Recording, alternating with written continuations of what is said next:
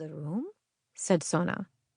I don't want to share Amma, Appa, Thatha, Paatti, anyone. Even the president. I don't want to share anyone. Elephant nodded.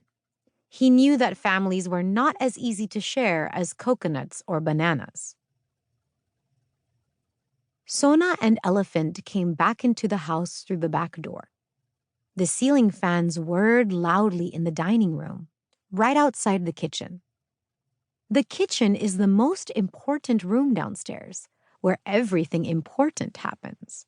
When important things happen, the grown-ups always drink coffee, like they were doing then. Someone was playing the flute on the stereo, but no one seemed to be listening. Amma was on the sofa, with a book on her lap, but she wasn't reading. Paatti, Thatha, and the president were sitting in the wicker chairs. They were talking about the baby. The baby! They talked about the baby all the time. In our family, it's always one boy and one girl, just like Gopi and Lini, said Thatha, pointing at a photo of Lini auntie and Sona's dad, Gopi. If the baby kicks on the left, said Paatti, there's more chance of it being a boy. Your nose is swelling, so it could be a girl, said the president. Amma hummed a song. That was what she did when she was bored. I ate a lot of ice cream when I was carrying my first, and it turned out to be a boy, continued the president. Are you eating sweet burfis or sour mangoes? Amma sighed and shrugged. If you were at my house, I wouldn't have to ask, said the president. Sona sat next to Amma on the sofa. The president was always saying that Amma should move to the orange before the baby was born. How could Amma move to the orange when Sona was here? It's our custom, said the president, or the neighbors might think I'm not a good mother. Mother, said Amma, no one will think that. Besides, Sona is here, and I'd rather stay here with her. Sona can come and live in the orange too. Sona clutched Elephant tightly. No thanks. The president only made toast for breakfast. What do you think, Sona? Asked Amma. Shall we go to the orange? No thanks, said Sona quickly. The president grunted and said, Children these days.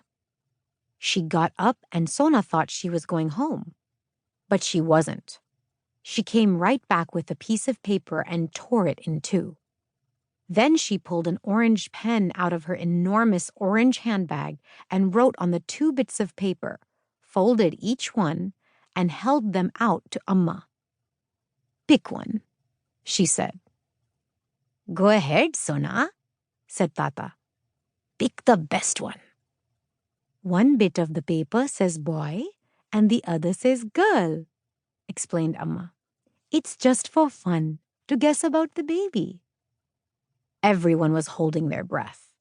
The only noise in the room came from the ceiling fan. Sona looked around and thought, what if I pick the wrong one? That didn't sound like fun. Sona hesitated over the paper on the left. And then she thought about the one on the right. And then she changed her mind again. Pick one, said the president. Krishna will help you.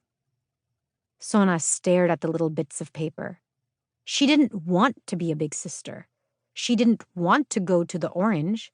And she didn't want a new baby in the house.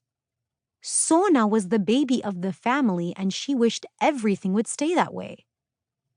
Tears welled in Sona's eyes as she threw the folded papers on the floor, grabbed Elephant, and ran upstairs to her room. Back in her room, Sona walked in circles like Appa did when he was mad. That made Elephant dizzy. Then she pulled out her art box, but she was in a hurry, so all the little paint jars fell out. Is everything okay in here? Asked Amma as she opened the door. Sona threw the art box